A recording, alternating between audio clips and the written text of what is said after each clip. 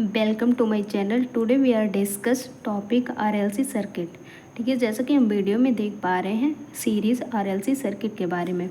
RLC circuit पढ़ने से पहले इसके जो हमने पहले पढ़ रखे हैं कुछ टॉपिक इससे रिलेटेड वो हम देख लेते हैं। ठीक है, उनको समझना और पढ़ना बहुत ही ज़रूरी है। जैसे कि हमने सबसे पहले पढ़ा था AC through pure resistance, pure inductance, pure capacitance के बारे में पढ़ चुके हैं। देन हमने पढ़ा था AC through RC series circuit के बारे में, आरएल सीरीज सर्किट के बारे में। ठीक है, इन सब की जानकारी होगी तो आज का जो टॉपिक है हम पढ़ेंगे वो अच्छे से समझ में आएगा। ठीक है, यहाँ पे सबसे इम्पॉर्टेंट जो है वो क्या है, सीरीज़। ठीक है, यहाँ पे सबसे इम्पॉर्टेंट जो चीज़ है वो हमारी क्या है, सीरीज़। अगर तीनों सीरीज़ में हैं, जैसे हमारा ये क्या रेजिस्टेंस हो गया, इंडक्टेंस हो गया, कैपेसिटेंस हो गया। ठीक है, तीनों क्या है, सीरीज़ में लगे हुए, एक ही पाथ में है। रेजिस्टेंस की यूनिट हो गई ओम, और इंडक्टेंस की हो गई हेनरी, और कैपेसिटेंस की हो गई हमारी फैरेड।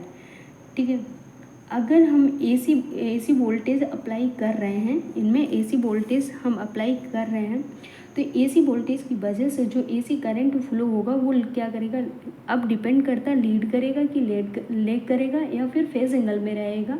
यहाँ पे वो हमें पढ़ना बहुत ही ज़रूरी है। ठीक है, ये हमारे क्या है, तीन कंपोनेंट दिए हुए हैं आर एल सी। ये हमारे क्या है, तीन कंपोनेंट है, वो हमें दिखाई भी दे रहे हैं वीडियो में। ठीक है, इसके अक्रॉस वोल्टेज अप्लाई करेंगे, तो वोल्टेज अप्लाई करेंगे उसका स्टेटमेंट वो हमको मिलेगा V=BM sin ओमेगा टी। ठीक है, अगर इसका मतलब जैसे कि सीरीज़ आरएलसी सर्किट के अंतर्गत अगर आप अल्टरनेटिंग वोल्टेज अप्लाई कर रहे हैं तो इसकी वजह से क्या है, हमको करंट भी क्या होगी, करंट जो अप्लाई होगी वो भी अल्टरनेटिंग फॉर्म में ही रहेगी। जैसा कि हम नीचे लिख भी रखा है हमने, तीन हमारे कंपोनेंट्स हैं।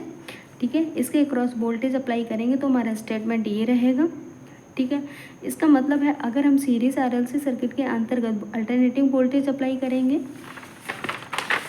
ठीक है, तो इसकी वजह से जो करंट अप्लाई होगा तो वो भी हमारा क्या रहेगा, अल्टरनेटिंग फॉर्म में ही रहेगा। I=IM sin omega T =5। ठीक है, I क्या हो गया, हमारी करंट, और IM हो गई मैक्सिमम करंट। ठीक है, ओमेगा टी यानी कि ओमेगा जो हमारे एंगुलर वेलोसिटी, टी हमारा टाइम हो गया, और फाई हमारा फेज एंगल हो गया। ठीक है, इधर क्या है, B हमारा क्या है, वोल्टेज हो गया, और BM क्या होगा, मैक्सिमम वोल्टेज। ठीक है, मैक्सिमम वोल्टेज, इसमें भी ओमेगा हमारा क्या है, एंगुलर वेलोसिटी,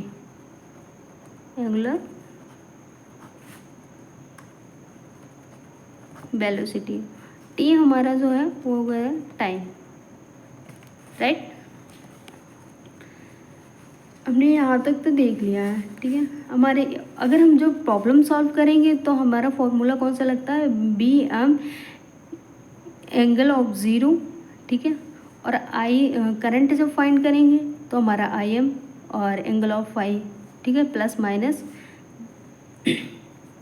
अब ये क्या होती है, करंट जो होती है हमारी, ये लोड कंडीशन, मतलब कि करंट लोड कंडीशन पर डिपेंड करेगा कि मतलब कि ये लोड करेगा या लीड करेगा, मतलब या फेज एंगल में रहेगा। ठीक है, ये डिपेंड करता है किस पे, लोड कंडीशन पर। लोड कंडीशन जो हमारी होती है वो तीन टाइप्स की होती हैं। ठीक है, इंडक्टिव लोड कंडीशन होती है, कैपेसिटिव लोड कंडीशन होती है, और रेजिस्टिव लोड कंडीशन होती है। ठीक है, अगर करंट लैग करेगा, ठीक है, करंट क्या करेगा, लैग करेगा तो माइनस में रहेगा, और लीड करेगा तो प्लस में रहेगा। ठीक है, अब हम क्या करेंगे, यहाँ पे देख लेंगे टोटल करंट फाइंड करने का फॉर्मूला क्या होता है हमारा, I=B/Z। ये क्या होता है, ओम्स लॉ के अकॉर्डिंग है। ठीक है, Z हमारा क्या है, टोटल इम्पिडेंस दिया हुआ है। इम्पिडेंस की यूनिट जो होती है वो ओम में होती है।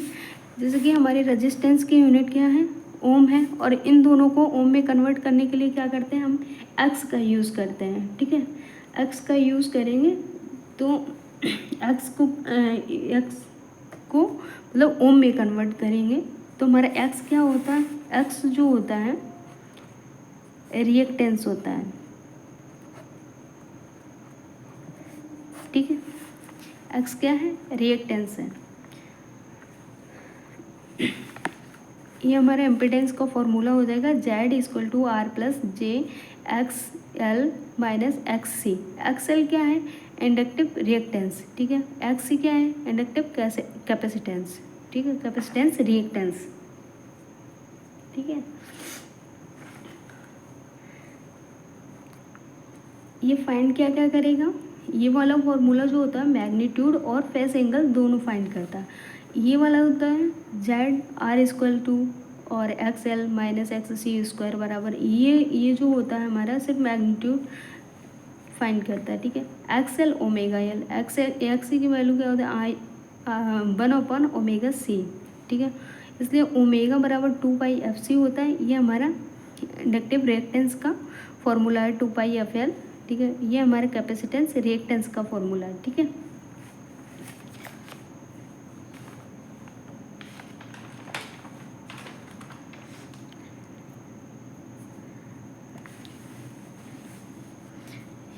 हमारा कंप्लीट होता है यहीं पे।